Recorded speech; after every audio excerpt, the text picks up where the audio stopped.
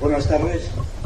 Ante todo, muchas gracias a Carlos Conde, viejo amigo y gran matemático, por la presentación que me ha hecho, ¿verdad? Y aquí sí yo ser lo que aparezco ante sus ojos.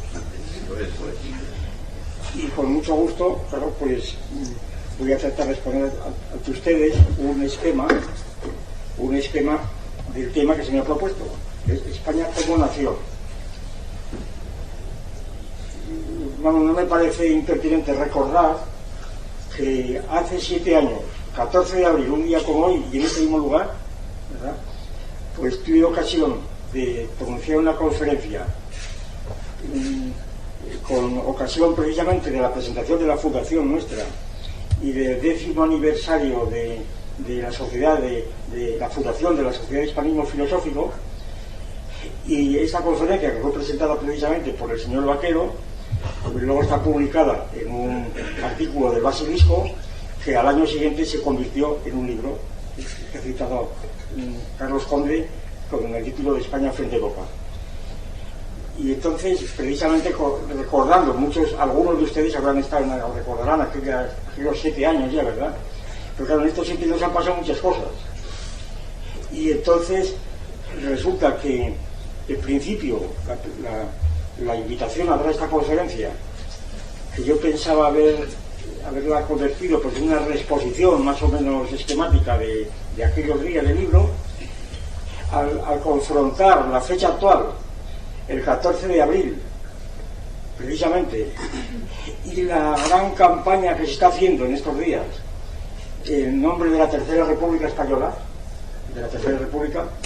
pues es lo que casi me ha obligado, ¿verdad?, a tratar el tema desde esta perspectiva, sin salirme en absoluto del tema, Es decir, que estén los organizadores que no voy a salir solamente del tema, simplemente que el enfoque que le voy a dar va a tener que ver, naturalmente, con el 14 de abril, es decir, con la Segunda República y con la Tercera República. ¿Y cómo? ¿Por qué? Voy a hacer una presentación, un planteamiento del asunto. La presentación es la siguiente. Bueno, el planteamiento es el siguiente.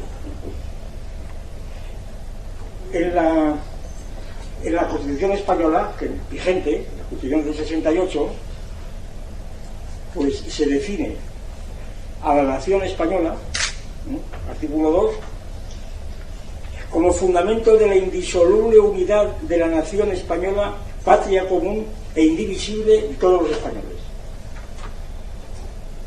De manera que la Constitución establece precisamente y de un modo explícito en el famoso artículo 2, que tanto se les costó a los redactores, ¿verdad?, pero que ahí está, claro, considera a la nación española como indivisible y como fundamento de la indisolubilidad y como patria común de todos los españoles.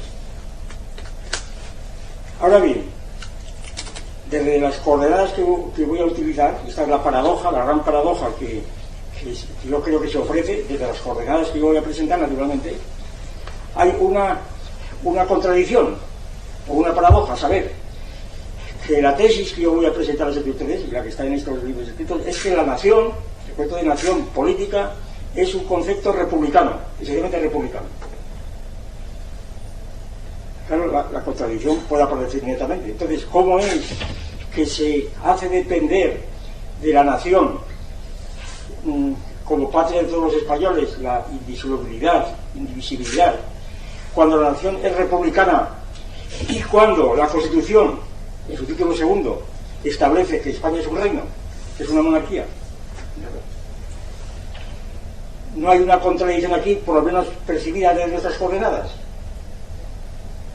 Naturalmente se podría resolver esta paradoja, esta contradicción de un modo pues muy sencillo, diciendo, bueno, es que hay dos clases de monarquías: la monarquía absoluta y la monarquía constitucional.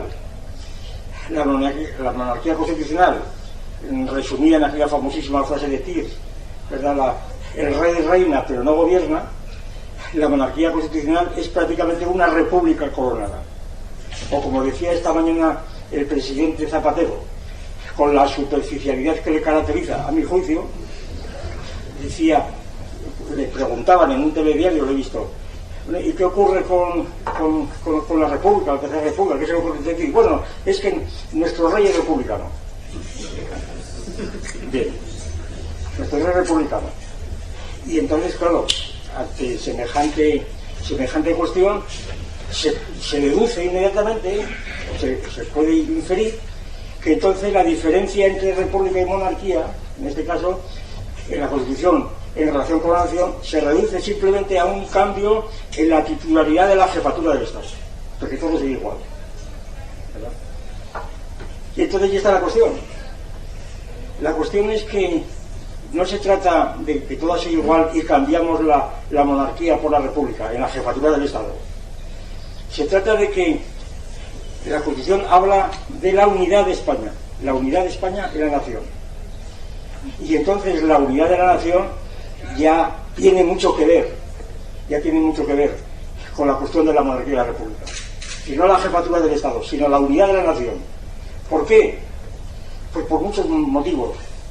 Rápidamente. Primero, porque puede decirse, y puede decir un monárquico, lo han dicho, que en esta perspectiva que aparece de un despedazamiento, una balcanización de España, un descuartizamiento de España en 3, 4, 5 o 17 naciones, ¿verdad? Que en este descuartizamiento que prevén muchos, pues el rey podría jugar un papel de unión si todas estas 17 naciones nuevas se reunían bajo la cúpula común del reino español, pues reinando el actual rey o su sucesor o su sucesora. De manera que entonces, según esto, el reino, la monarquía, no se opondría a la unidad de España, sino que sería una forma de remediar precisamente la disolución que muchos prevén.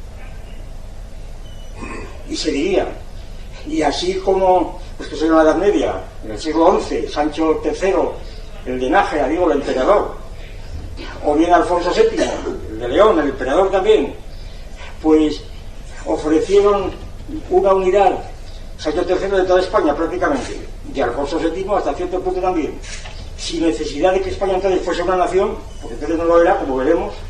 Sin embargo, la unidad de España estaba más o menos fundada precisamente bajo la fórmula de un imperio, cualquiera que sea el alcance que él tuviera.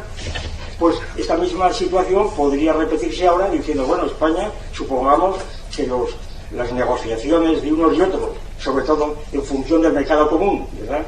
España se disuelve en 17 naciones, o si ustedes quieren en 5 o 6, entonces el rey de España podría ejercer la función de emperador que ejercía Sancho III, ¿verdad? O Alfonso VII dentro de España, o la función que después ejerció pues Carlos V, Felipe II ya en el mundo, lo cual estaría por otra parte de acuerdo, en sintonía pues con un proceso que yo he seguido hace muchos años, no ya en política sino en antropología, pero muy ligado con esto, totalmente ligado con esto, a saber que la antropología cultural, científica, que se instituyó pues al final del siglo pasado, la obra de Pilo, ¿verdad? La sociedad primitiva de Pilo, etcétera, hasta 1870, 71, que los antropólogos, que eran esencialmente pues investigadores dedicados a estudiar culturas extrañas, culturas del mundo, el antropólogo era, la figura antropólogo era alguien que está en países lejanos y extraños, pues haciéndonos ver cómo funcionan las sociedades de aquellos, cuando aquello, sobre todo cuando España tenía un imperio donde podían ir a investigar, aquello acabó y los antropólogos volvieron a España a estudiar los propios fundamentos antropológicos de las autonomías. De manera que hoy día gran parte de los antropólogos españoles se dedican a estudiar las bases antropológicas de su propia autonomía y sencillamente a demostrar